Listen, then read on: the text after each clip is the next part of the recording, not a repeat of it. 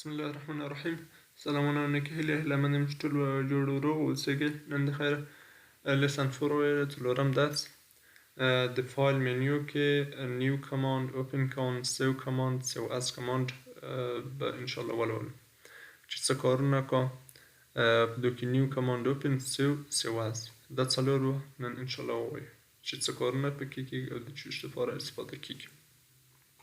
اوله راځو چې نیو کماند څه دی. نیو کماند is used to open blank document. نیو کماند چې دی استفاده کېږي د یوه نوې صفحې دپاره، یو نوي ډاکومنټ دپاره، یعنې سپین ډاکومنټ چې صفحه سپینه وي د هغو ډاکومنټ دپاره استفاده کېږي. او شارټکټ کې چې دا کنټرول ان دی، کنټرول پلس ان. او اوپن کماند چې دی is used to open saved file. اوپن کماند چې دی استفاده کېږي چې خلاص که موږ ته هغه سیو شوی فایل. او شارټکټ کې چې دا کنټرول پلس او ده.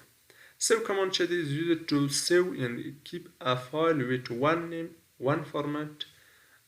او د دو شارټکټ کې چې دا کنټرول پلس اس ده. سیو کماند چې دی استفاده کېږي یعنې د ساتنې دپاره دی د یوه فایل د یوه نامه سره په یوه فارمیټ کې. سیو از چې دی سیو از is opposite of سیو او شارټکټ کې F12 دی. دا خلاف د سیو کماند دی. یعنې سیو کماند کې موږ هر شی چې سیو کوو یعنې هلته موږ ته ثبتوو نو هغه موږ په یوه نامه په یوه فارمیټ کې کېږي. اما په سیو از کې په څو نامو څو فارمیټو کې موږ دغه یو ډاکومنټ یو فایل کوم وي هغه مو کولی شو هلته په څو نومونو ثبت کړو. نو اوس راځو کنټرول ډبلیو، زه یوه نوې صفحه خلاصوم، کنټرول ډبلیو او کنټرول ان. یا هم شارټکټ کې د نیو بلانک چې وه هغه چې وه کنټرول ان وه. د دو طریقه دلته هم موږ خلاصولی بلانک ډاکومنټ، د دو طریقه هم موږ یوه نوې صفحه خلاصولی شو. او دلته ګوره ډاکومنټ ون ما اول کې کنټرول ان ووهه، په د هغو سره دلته راغلی دي چې دی ډاکومنټ ون لومړی ډاکومنټ دی او دلته چې دی دویم ډاکومنټ دی. دلته هغه شمیرې موږ ته بیرته راښیي چې موږ په کوم ډاکومنټ کې. او دلته نور ټامپلیټس دي چې ټامپلیټس داسې ډاکومنټونه دي چې مخکې نه جوړ شوي او موږ ته د استفاده وړ وي، یعنې په یوه بخش کې جوړ شوي وي. موږ تنها بعض موضوعات د هغو ورتغیروو، هغه کې کم تغییرات راولو، د هغو نه استفاده کوو. او ټامپلیټس چې دي په دوه نوعه دي، یو آفلاین دي یو آنلاین دي. آنلاین د انټرنیټ ته چې هر کله وصل شو موږ هغه استفاده کولی شو چې هغه دلته سرچ فار آنلاین ټامپلیټس دلته سرچ کولو یوه موضوع ورسرچ شو، د هغو په اساس موږ ته ټامپلیټونه کوم چې جوړ شوي وي پیدا کولی شو او استفاده ترې کولی شو. او دلته لاندې چې دي دا آفلاین دي، یعنې اوس لکه سټوډنټ ریپورټ دی، ریډ دی، ریزومي ده، ټامپلیټس ریزومي زه وایم په دغه کې ټول شی موږ ته تیار د ډاکومنټ جوړ دی. اول دلته ادرسونه غواړئ چې هر ادرس کې کوم ښار کې زیپ کوډ چې ټلیفون نمبر دی، ویب سایټ لري، ایمیل لري، هغه ټول ذکر کېږي.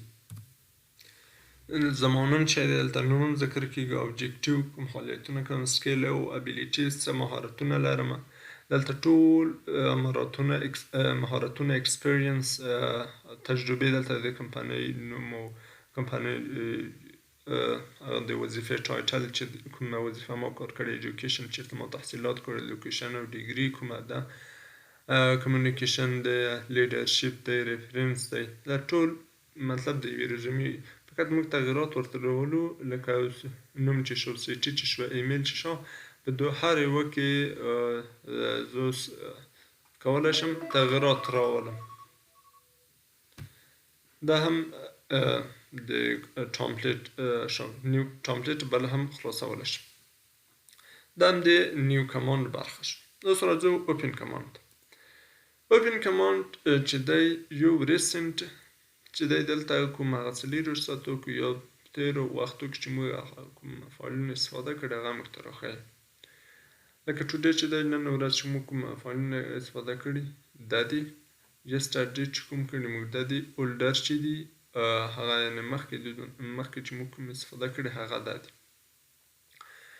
نن دا ریسنټ بخش کې موږ ته هغه تیر ډاکومنټ راښیي چې کوم استفاده کړي دي هغه یې دوزه خلاصولی شو، یعنې 2 صفحه.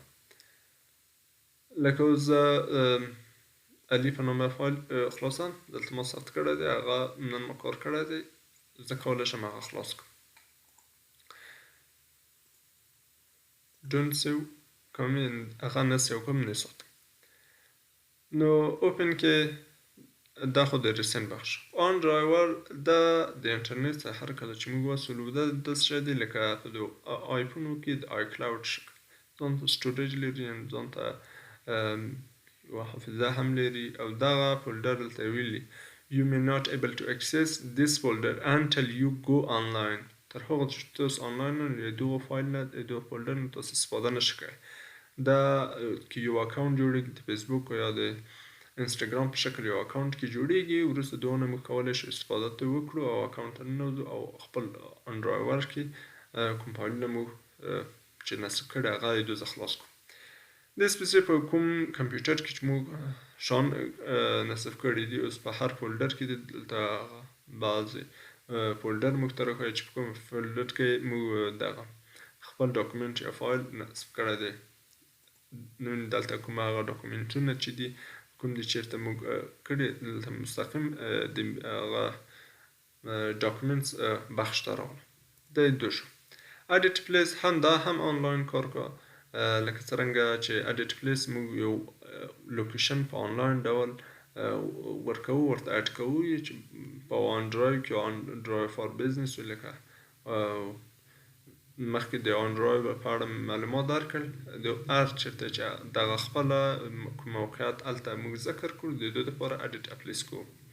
بله براوزر شو، براوزر کې هغه کوم فایلونه موږ چې مخکې استفاده کړي موږ دوزه پیدا کولی چې په کوم فایل کې کوم فولډر کې موږ هغه نصب کړی. اوس لکه علي ما په ډسکټاپ په مخه نصب کړی، زه د طریقه خلاصولی شم. دا د یوه طریقه شو د خلاصولو د یو فایل. بله طریقه یې دلته څو طریقې نور، اوس موږ نورمال حالت کې هغه خلاصوو. که چیرې موږ د فایل اوس ډسکټاپ ته رسم، د فایل ما انتخاب کړو بغیر دونه زه ثبت کماند کې خلاصم، یعنې ثبت کماند کې اوس په څو طریقو نور اوپن کې مو خلاص کړو. اوپن خو نورمال حالت. ریډ آنلی چې تنها د مطالعې یعنې د لوستلو دپاره وي. ریډ آنلی دپاره تنها ته چې دی د لوستلو دپاره کوم تغییرات نشي راوستلی. دلته که راشي بېرته خپل حالي حالت ته راځي. او که چیرې داسې وي اوس بېرته ډسکټاپ علي هغه زه انتخابوم. اوس که از اکافي اوپن از اکافي دا مطلب داسې چې د کاپي په شکل، یعنې په اصلي من کوم ډاکومنټ دی په هغو کې تغییرات نه راځي. اوپن از اکافي دا یو د کافي په شکل، یعنې په هغو کې چیرې موږ تغییرات هم راولو په اصلي فایل کې موږ تغییرات نه راځي. اوس لکه زه ما فایل دی زه دلته راولم equal rnd f4 ښه د فایل زیات شي. اوس دا ما تغییرات کې راوستل، دا هم رنګ دو تغییروم، تغییرات مې کې راوستل. اوس که چیرې زه دا سیو کړم بېرته لاړ د ډسکټاپ مخ دلته ماته ښکاري یو خپله د علي اصلي چې دی ډاکومنټ دی، بل کافي 1 ده، لومړی کافي ده. که چیرې زه بله کافي واخلم دومه درېیمه په همدې تسلسل مخته راځي. هماغه د علي ډاکومنټ دی. اوس که زه دا وکړم تغییرات راغلي، اما که چیرې د علي فایل را خلاص کړم دو کې هېڅ تغییرات نه، اصلي هغه کې هېڅ تغییرات نه دي راغلي. دا هم د دې په بخښنې سره.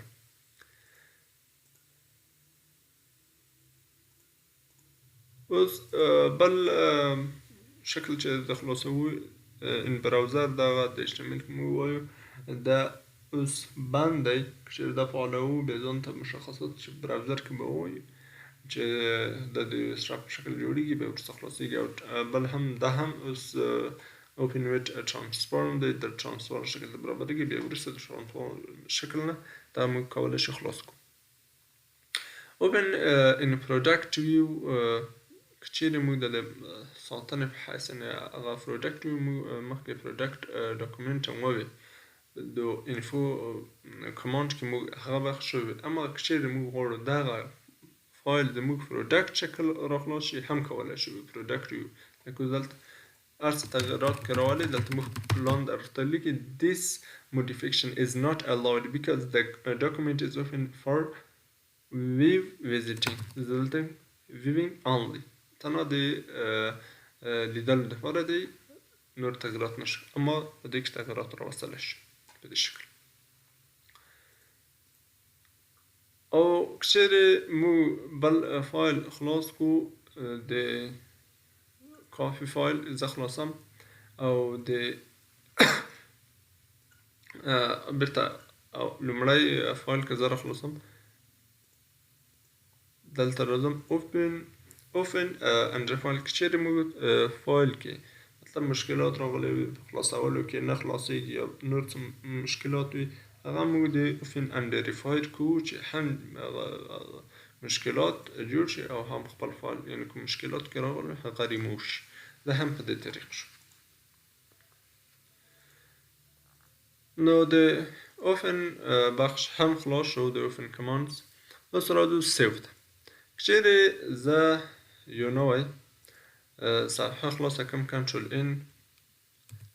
ان د سیو په نامه زه یوه موضوع ورته لیکم سیو the equal R&D څلور چې ښه زیات شي.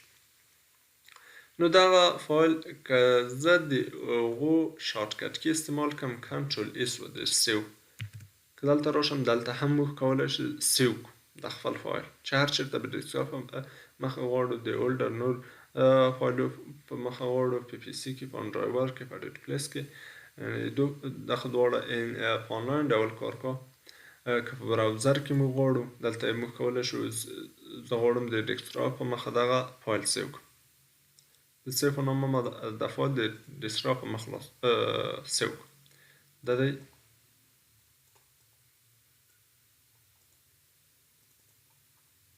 دلته د زموږ فایل راخلاص شو دا د سیو شو دا تنها په یوه نامه په یوه ځای کې ثبت کړل شو. که چیرې اوس موږ وغواړو دغه فایل څو ځایه په څو نمو ثبت کړو بیا د سیو از کمان یعنې خلاف سیو از چې دی خلاف د سیو دی سیو از ته چې راشو دا موږ په نور ځای کړو د ډیسکټاپ په مخه زه یو سیو په نامه دی بل په نامه زه ورکوم مثلا محمد په نامه زه د فایل سیو کوم د ډیسکټاپ په مخه اوس د محمد په نامه هم فایل موږ ته دی دلته نصب شو یو خو سیو هلته وه دلته محتمل یو سیو شو یو محمد اما هماغه یو فایل دی دوه ځای هم سیو نو دا کې تنها مغه په یوه ځای کې په یوه فارمیټ کې موږ کولی شو سیو کړو لکه زه سیو از دا په بل فایل کې هم کولی شم چې ثبت کړم او سیو ټایپ یې چې دی سیو از ټایپ کوم شکل وي د وورډ په شکل وي د فایل په شکل د پی ډی اف په شکل وي هر شکل چې وي موږ دلته اول هغه مشخص د پی ډی اف په شکل وي د ټمپل د وورډ د 9 تر 3 پورې ډاکومنټ په شکل وي دلته د سیو از ټایپ کې موږ د مشخصولی شو او وروسته د هغه نه استفاده کولی شو. او آخره کې راځو دې ته چې چیرې موږ د خپل فایل ته پاسورډ ورکړو یعنې دې فایل ته زه پاسورډ ورکړم د محمد په نامه دی دې فایل ته زه غواړم یو پاسورډ ورکړم یو خو دلته انفو کمانډ کې موږ دلته پاسورډ ویلی وه دا نظر دې پاسورډ ته دا کوم پاسورډ چې اوس موږ ورکوو دا لږ سټرانګ دی لږ قوي دی رابشه ټول څه دلته په نیټورک او ډرایو و سیو آپشن دا انشاءالله وروسته ووایو خو جنرال آپشن ته رسو دلته اول موږ لکه اوس زه غواړم ډي پاسورډ او اف هم چې ورکړم موډیفای پاسورډ ورکړم اوکې ډي اف انټر. څه کوم اوس که چیرې بیرته زه د خپل محمد فایل راخلاصوم اول د مانه پاسورډ غواړي اف غلط مې